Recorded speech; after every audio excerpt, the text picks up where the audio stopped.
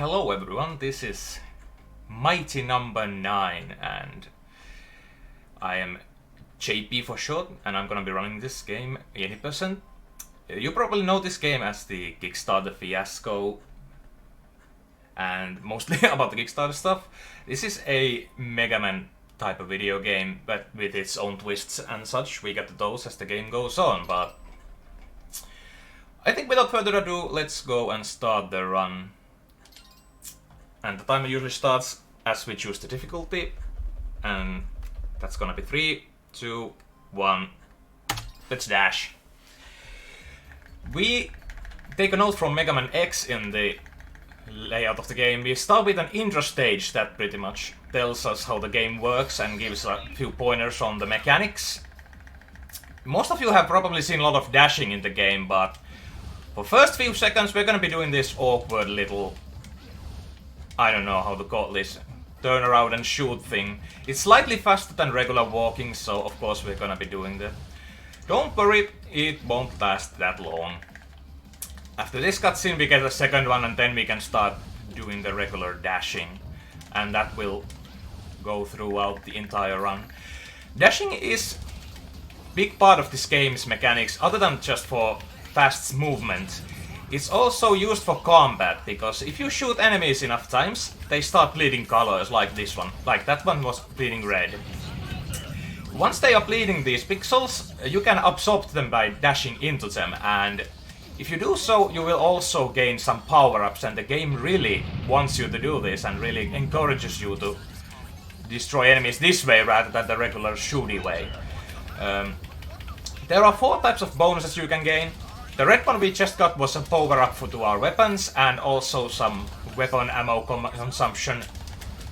The weapon ammo consumption will be lesser. And the yellow one we have now is for defense. Not that useful in the run, but it's still there. Then we can have a green one, and that's speed. And I don't think I need to really explain why that's important. The final one is blue one, and that works a little bit differently. It isn't a temporary boost instantly. You have to collect those a couple of times, a couple of blue enemies you have to dash absorb, before you gain a E-Tank equivalent. For those who have played Mega Man know that.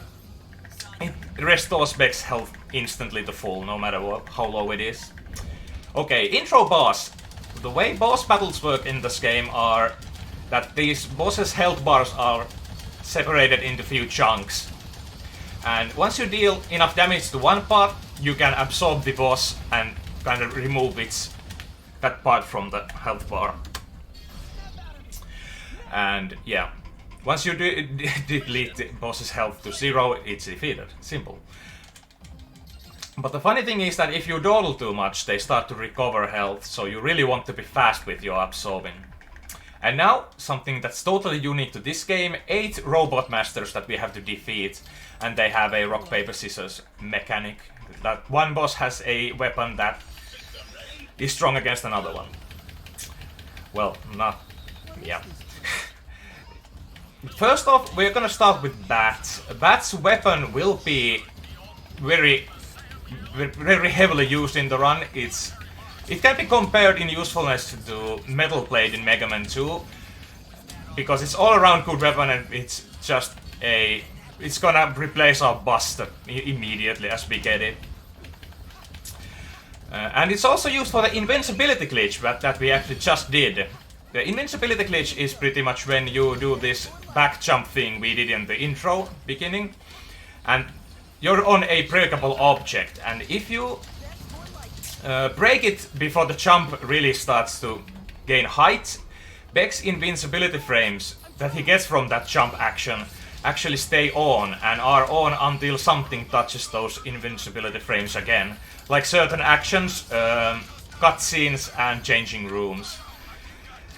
There are multiple spots where we'll be trying to do this invincibility, but this is the only stage pretty much where we need to be clever with our way of getting the invincibility. Usually it's just attaching a Bat's weapon next to a box and detonating it to destroy the box. But since we don't have that yet, yeah. And nice, I was fast enough. If you're not fast enough with that, you're gonna get shot. Here's another one. Oh, failed. No, I got it. On the treadmill thing, you can actually start the jump action thing just before you're about to fall down and get the same effect. I actually did say that it's on destructible objects you can do that, but it's pretty much anything that can push back away on top of the object. Mostly it's gonna be boxes though. And yeah, since we don't have any weapons here, the boss battle itself is gonna be a mash heavy, staying next to the bat, or battalion if you want the full name. Oh no, these boxes are really giving me a bad time.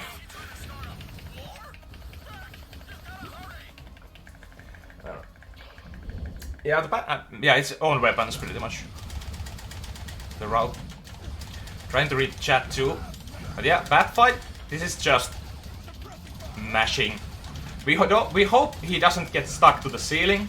After he does this shoot thing, he did get stuck to the ceiling.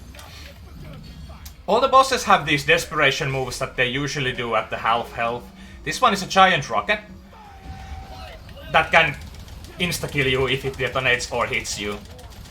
Oh well, my health is kinda bad. It shouldn't matter though.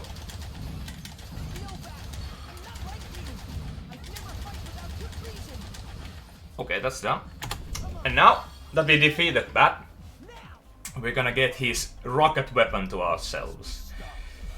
And as I said, the Buster is rarely used after this. There will be a couple of spots where it's useful, but mostly no.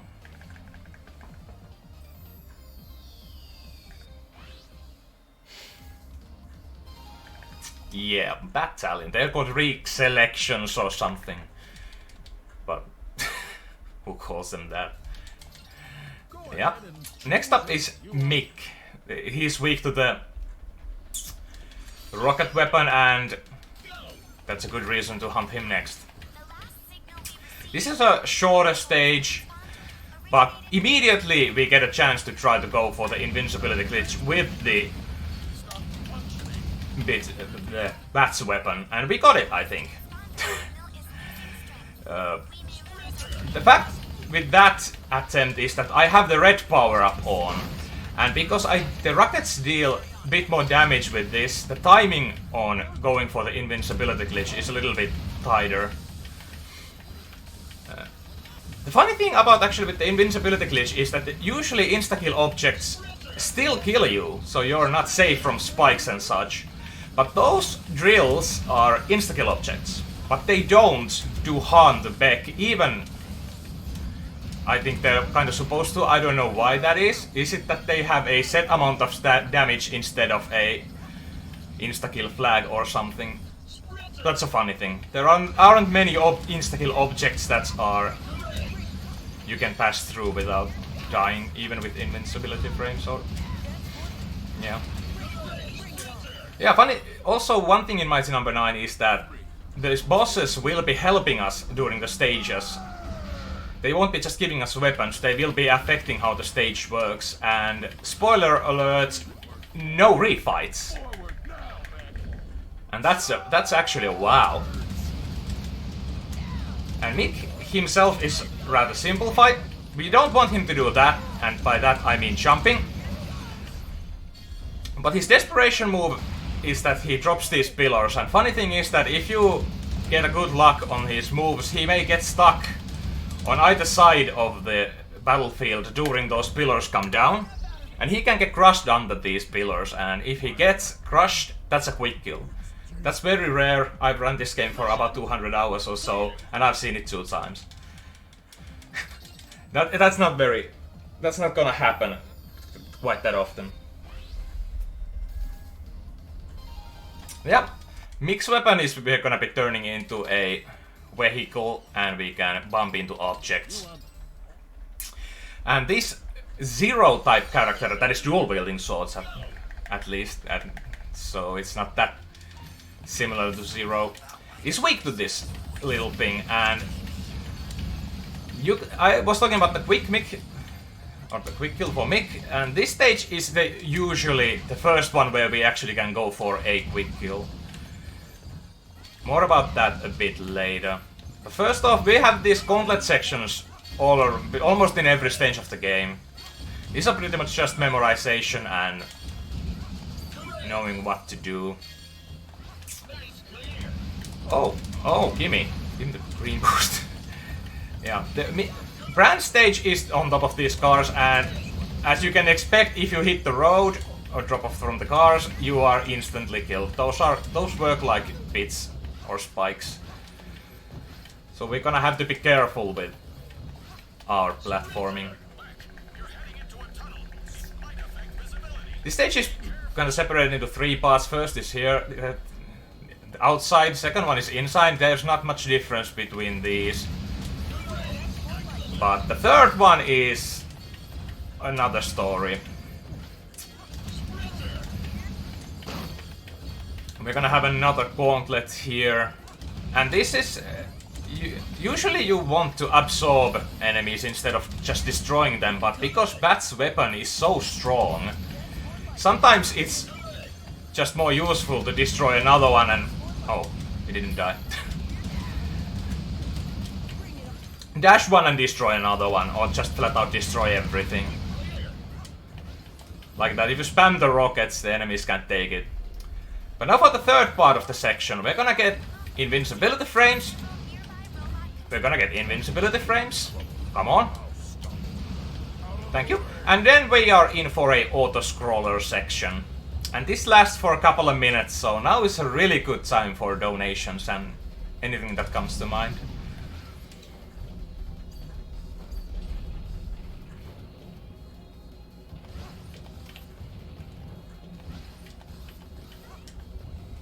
No donations at the moment here, but we've got a just quick plug. Go ahead, $5 will get you entered in for any of the prizes coming in right now, and a couple of incentives still to meet. We got the Metroid Prime incentives coming up. If you want those, just put that in with your comment.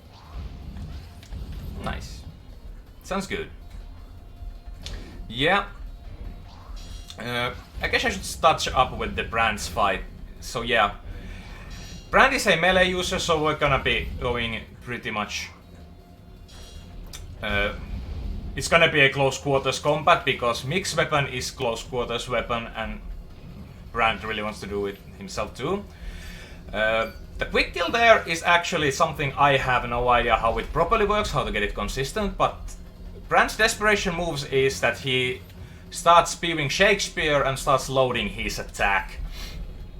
And sometimes you can damage him when he's loading up his attack. Usually he's invulnerable, but sometimes he isn't. And if you deal enough damage during that, you're good to go. Oh. Okay, not looking good.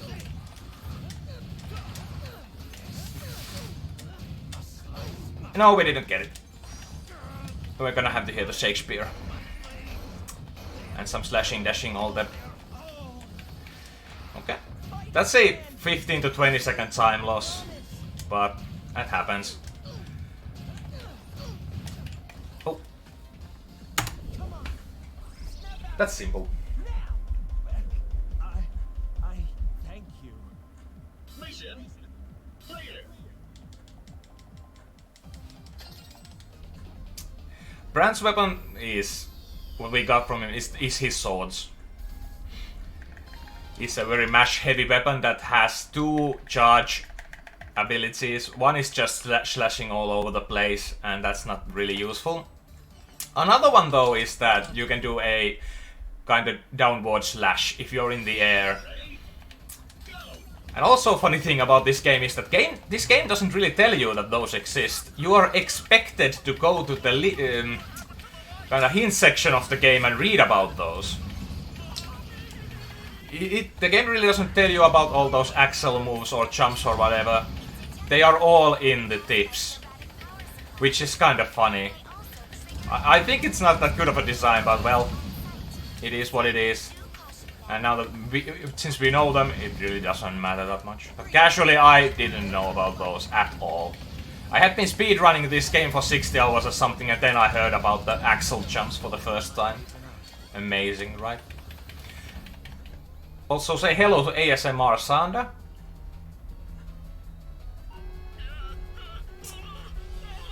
He really doesn't like dark.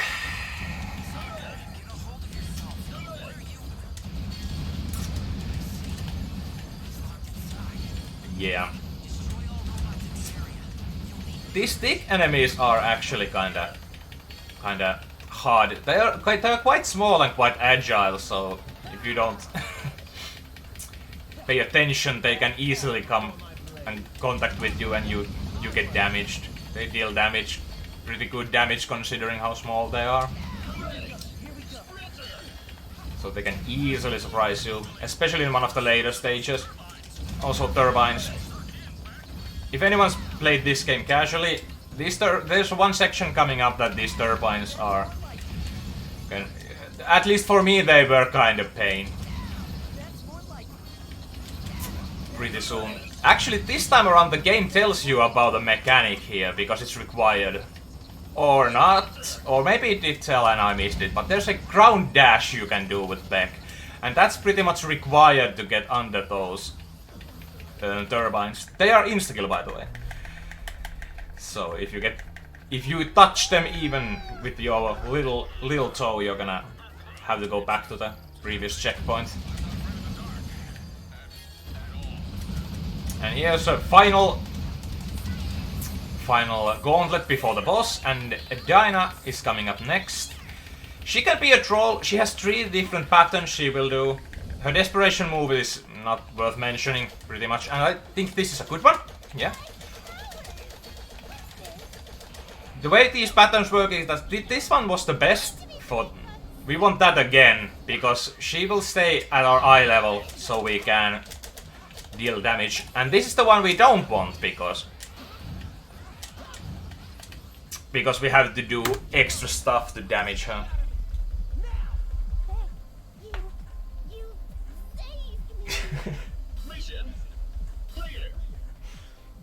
Yeah, Dinah's weapon is that we shoot few pellets that attach to enemies, and if they get attached, Beck's little horn there will start spewing electricity, damaging the boss.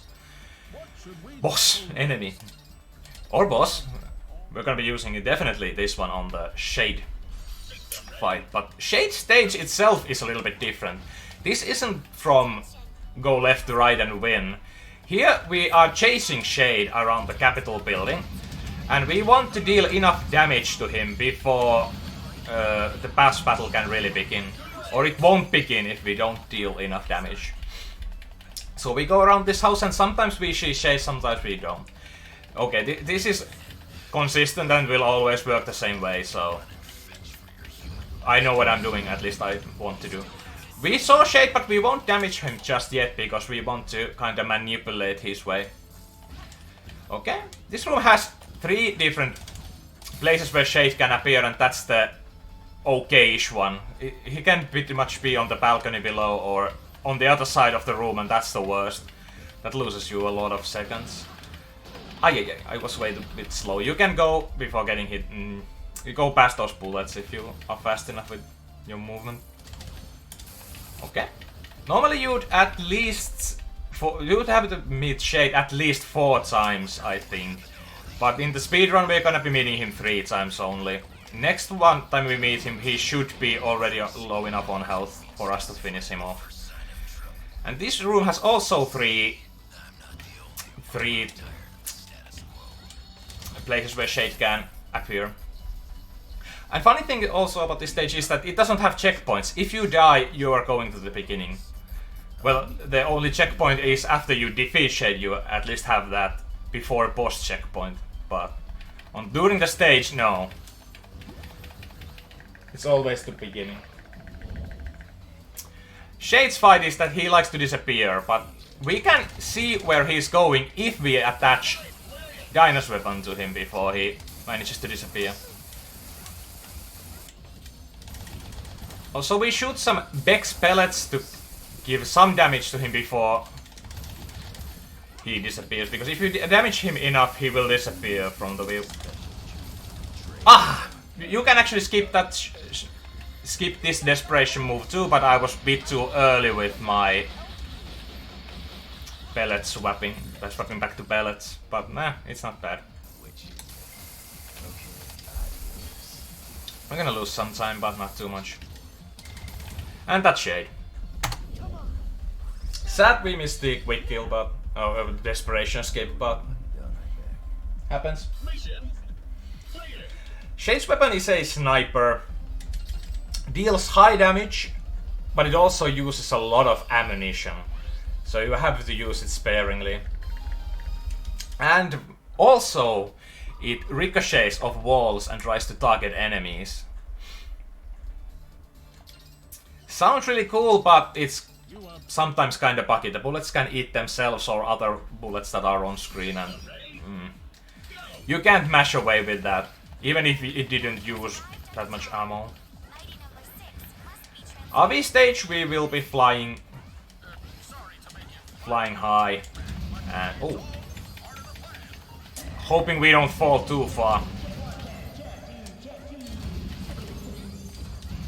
And I actually didn't touch this up, but that's rather important thing here, is that if you get hit during your dashing, you lose control of Beck for a lot longer time, and that can usually mean death if you are on top of a pit or something. So if you know you're gonna get hit, at least don't dash into the enemy.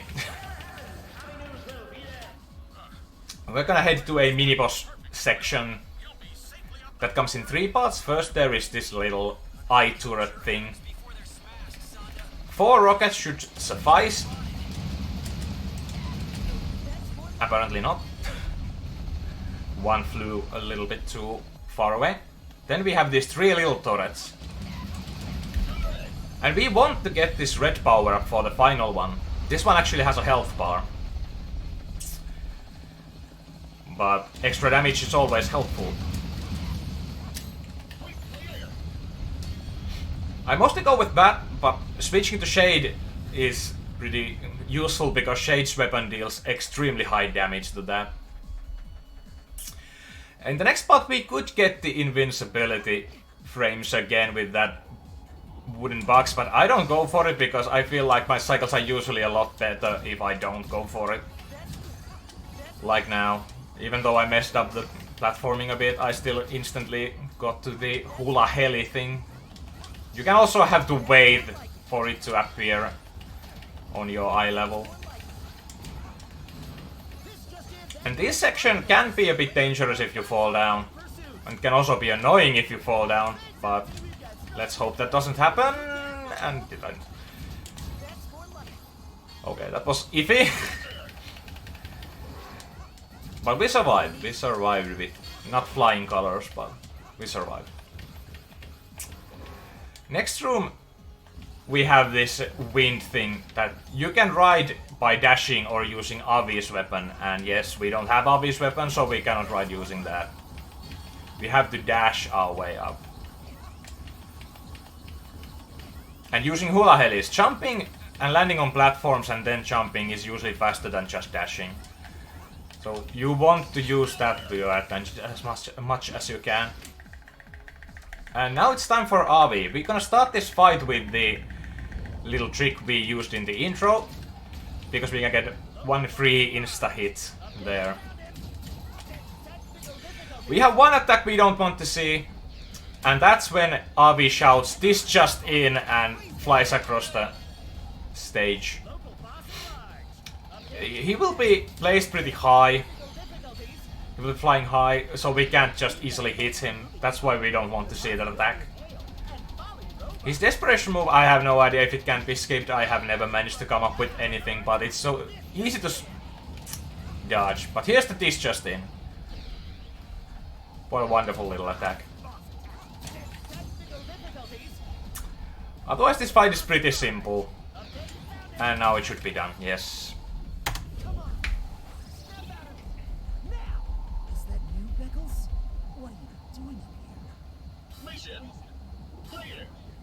Mission clear. Avi's weapon is a funny one. It's a boomerang thing you can throw. But you can also just hover it on your head like a fidget spinner and gain extra height for jumping and descend slower. And it also has this funny trick where if you throw it, you usually just call back the existing boomerang and then throw it again. But if you switch weapons after you've thrown one in the air and then switch back to RB's weapon, you can have multiple of those flying on the screen. Yeah, Pyro is really weak to those things, and if you have like 10 on those on the screen, it's gonna make mincemeat out of Pyro pretty easily. But Pyro stage is this oil factory thing.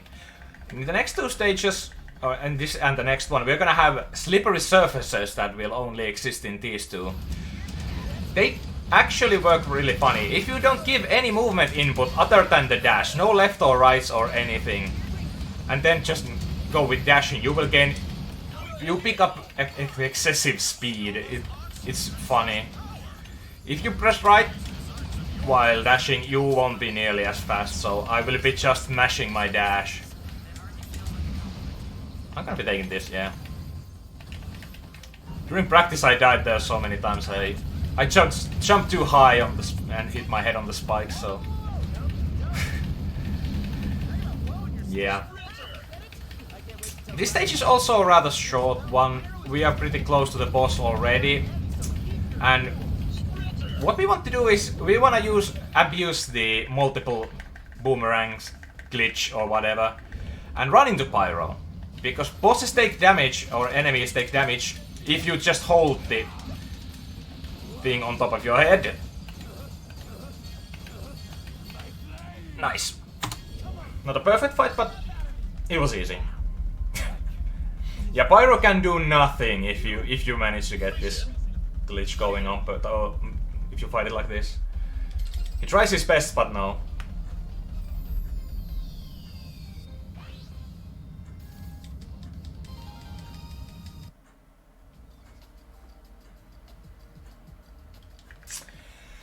And yeah, one more mighty number left.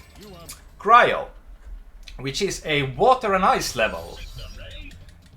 Why not combine the two everybody loves? Because why not? Here, the water sections are pretty much the early parts of the level, and the ice sections are later on. Now it's a pretty good time for announcements, donos, anything. This is a short stage, but there's not much we haven't already seen. Well, fantastic then. We have a $30 donation here from Anonymous there saying, one color seems boring, so let Samus be every color.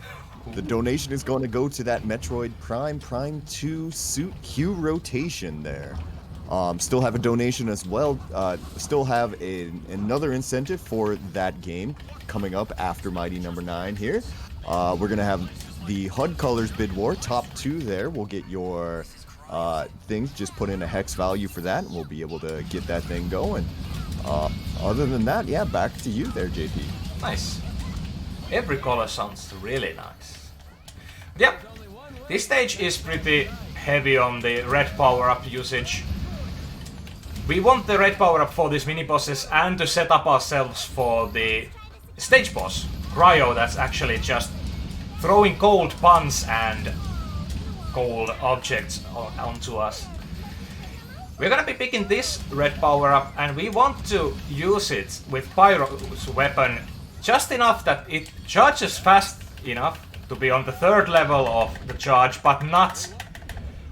We want to lose the power-up before we attack Cryo like that. Nice, we got it. If we have the red power-up on, we won't be getting the good fight. Oh! What's that? Never before, by the way. He's supposed to stay here on the ground and not go up if I do it like that. Well, that was a slower fight because of it. Anyway.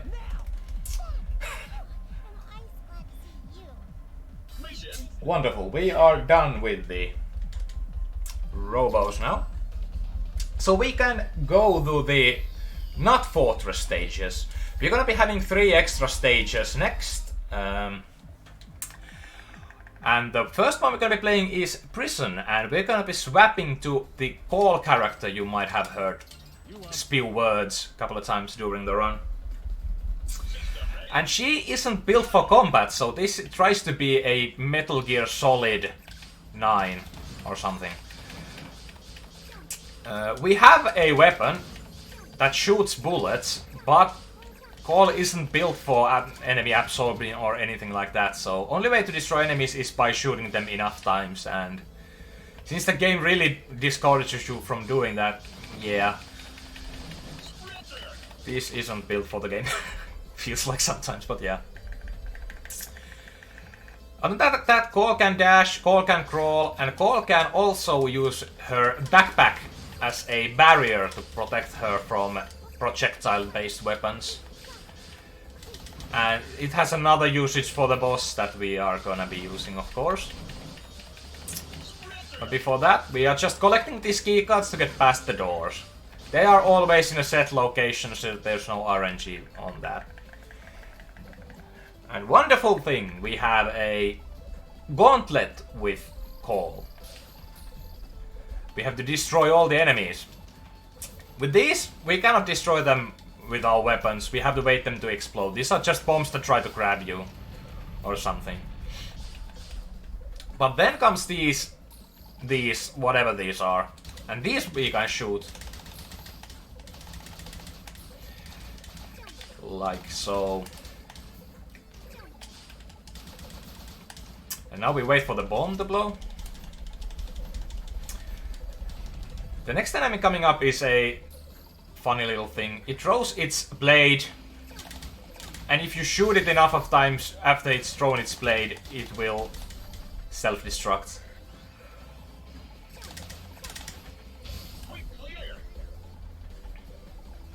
And that's that.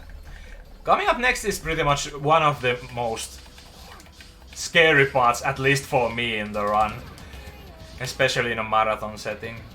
I have bad memories and flashbacks of this, so let's hope I get it first try. This little spiky corridor here. Yes, I got it. So now we are gonna be entering the fight, and this is pretty much the low point of the entire run. We have this guardian dog here. Nice. That has an eye we can damage, but once we deal enough damage to the eye, we can't do any damage to it. So how do we get rid of this thing?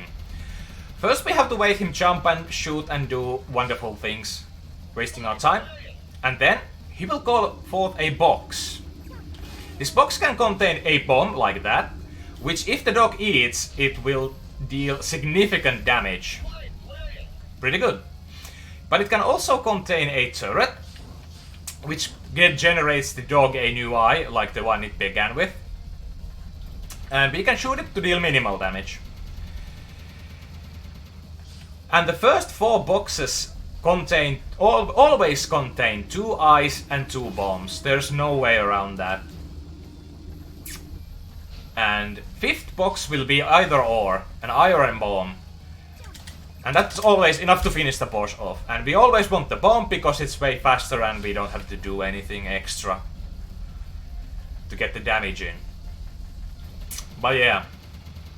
You can YOLO it by trying to destroy the boxes that contain the eyes, but it's RNG, or if you get the first 2 boxes contain bombs, then you can destroy the 2 second ones and hope for the final one to be an eye.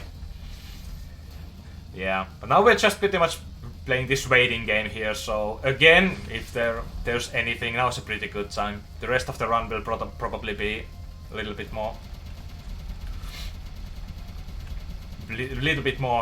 hectic or something to do announcement and such.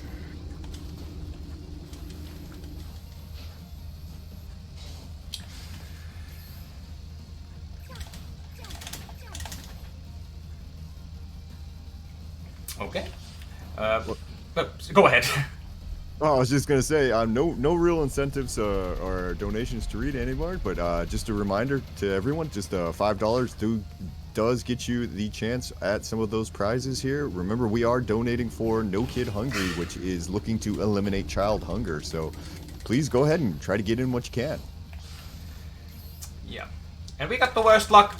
We got the final one to be an eye instead of a bomb, so we had to do some extra shooting and lose a bit of time, but that's the name of the game. Sometimes. And Santa will do is one of the... Yeah! And we're done with prison. Now we're gonna be switching back to Beck. We don't have to worry about Call anymore. We have 2 stages left and both will be just plain old Beck. It's a robot factory that's actually a pretty fun stage, considering we actually can use most of the Mighty Number 9 weapons here. Or Mighty Number weapons. Couple we don't use because they're useless and they don't do any. Like, Pyro's weapon is pretty useless, other than for the cryo fight, and yeah. That's about that. Security system is scrambled. As it is, you must hit the panel door to open the door. It only remains open. And here, this room actually has a wonderful glitch that these boxes may start appearing like after 2 minutes or something. And that's wonderful. You'll just give up if that happens. We have a mini boss and we're gonna actually have a chance to do the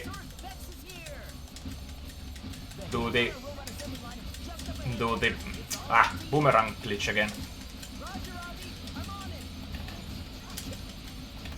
Nice. If you don't destroy her quickly enough, she will go inside the little pillow there and you have to destroy some extra ads. And that's always a pleasure. Like now we can use Shade's weapon here to open the door. We have to shoot those buttons to do stuff in the stage. And we have a flashback. This is our refight actually, I lied to you. We have this stage 1 boss appearing again. If you wanna call this a refight at least. If you don't, then it's not a refight.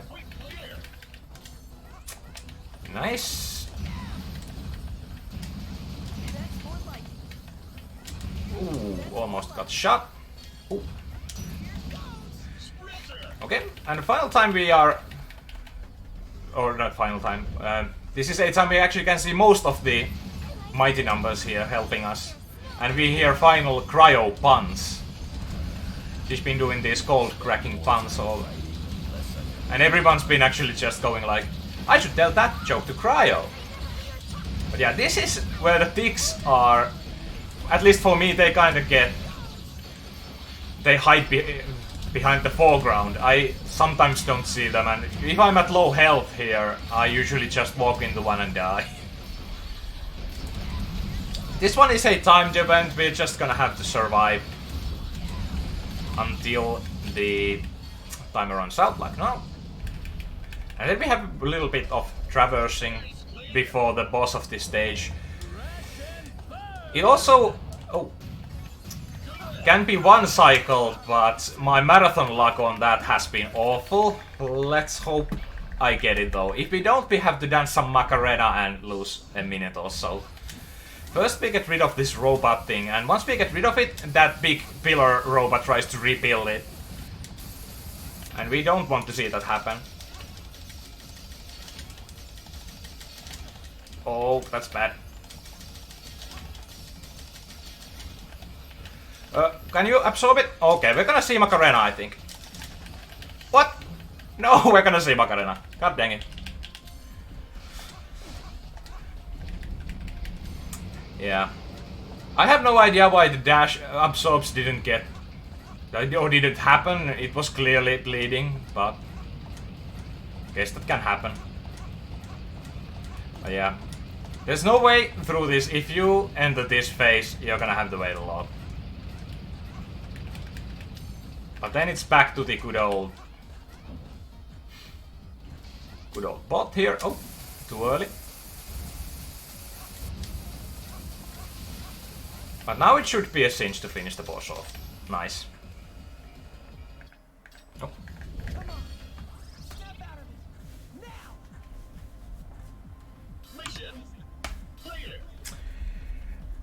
And with that, we're on to the final stage. A Colosseum that's mostly purple. That stage has a little gimmick with these not disappearing appearing blocks that Southern other game has. It has these little blocks that you have to shoot to make them to be regular blocks. They will be these ball thingies before, and they will damage back if you touch them. And actually we can do the invincibility glitch off of those too. And we will be doing that. But first we have this little gauntlet section here. Then some of these enemies are really annoying because they hide behind the health bar, actually. Sometimes if I miss one of those, I don't notice them. And I can wait for a couple of minutes and be like, what's happening? Why is this game continuing? Did it bug out? Or something. But yeah, soon we get to the blocks. Now it's just pretty good old-fashioned traversal throughout the stage. These things. And they will appear as these ball things if you are far away enough. If you're close enough, they will actually stay destroyed. As long as you just stay close to them like this. They didn't disappear until I left their little area of something. Next up is a little bit of a puzzle thing we are going to skip with the red power-up and good old-fashioned Buster. Or I shouldn't say skip, we're gonna be cheesing or something. Making it easy for ourselves. And this is the game's second auto-scroller. A little bit of a breather before the final boss. And we are going to be getting the invincibility glitch from these blocks now. I think I got it, yeah. We are gonna be riding the invincibility glitch right almost to the gate of the boss. But for now, we're just gonna have to wait that this bridge descends low enough so we can continue our merry way. I put Avi's weapon ready because we're gonna be seeing the wind mechanic returning from Avi's stage here. And at one point we need some height so we can make one little platform. Because I'm this. We're gonna be losing our invincibility frames, but if we don't, we're gonna have a hard time with that particular section. And we're gonna be taking this for safety. Time for final boss. It comes in two phases. The first one mimics a certain devil thing. If you shoot, it's some blobs out of it. And once it's shot enough, it will shrink and you can damage it. And I'm gonna concentrate here a bit. Nice! I got the quick kill for the first one. And the second one is a little bit more trickier. It has at least 3 different attacks, as far as I know. And the third one we don't want to see, so it's not doing that as its health drops down to the health. So we want to really be careful that we get past this flower phase before the health goes too low.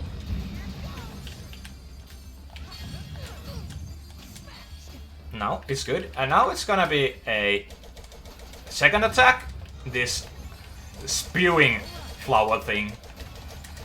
And Brand is the good weapon here because we can just mash and we don't have to worry about the projectiles because with Brand's weapon you can deflect or get immune to projectile fire.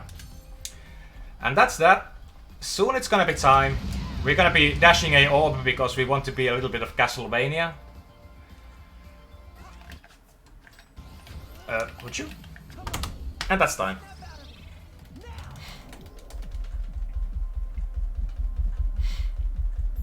was an okay run. Couple of mishaps here and there, but that's to be expected. And with this game actually runs on in-game time instead of RTA. So every valid run ends with you checking the in-game time from the menus. Funny fact though is that is not the final time, because some of you might have noticed that this game's results screens actually have minutes, seconds, and then fractions. Those fractions are dropped from the save file here. Like this says 32:36. This has dropped all of the fractions, and I have no idea why. But those have to be added manually by looking at the board or video and calculating, doing some math, and then pushing those time here. But since there are 12 stages and maximum amount of second per stage you can get is 0.99 seconds, you can pretty much calculate that. If this time here is 12 seconds faster than your already calculated previous PB, you know it's a sure PB. This one definitely isn't, but yeah, that's a funny thing about this game too. So, with that, thank you for having me, and thank you for having Mighty Number 9.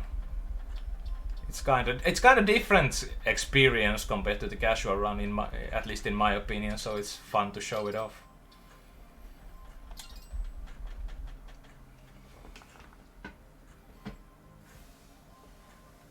Thank you very much there, JP. That was a great run. A ton of fun for me to watch, and we'll be moving on here in just a few minutes with Metroid Prime and Metroid Prime 2 Multi-World Randomizer for the GameCube. So stick around and we'll get that set up in just a moment.